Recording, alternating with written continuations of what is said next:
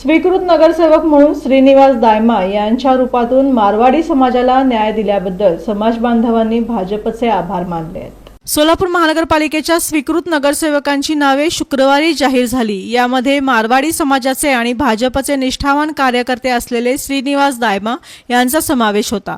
दरम्यान मारवाडी समाजाला भाजपने संधी दिल्याबद्दल मारवाडी समाजातून आनंद व्यक्त होत आहे। चेतन शर्मा यांनी भारतीय जनता पक्षाचे आभार मानले। नमस्कार, माझं नाव चेतन शर्मा आहे। आज महानगरपालिकेच्या बोर्डामध्ये स्वीकृत नगरसेवकांची घोषणा करण्यात आली आणि याच्यामध्ये मारवाडी समाजाला न्याय देण्याचं काम भारतीय जनता पार्टीने केलं आहे।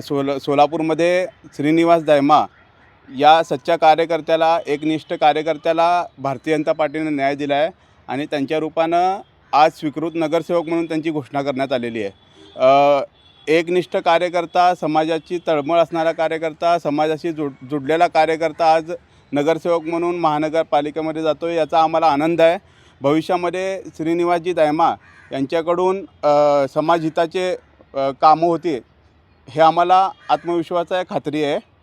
मी पुन्हा एकदा भारतीय जनता पार्टीच्या शीर्ष नेतृत्वाचा सकल मारवाडी समाजाच्या वतीनं आभार व्यक्त करतो।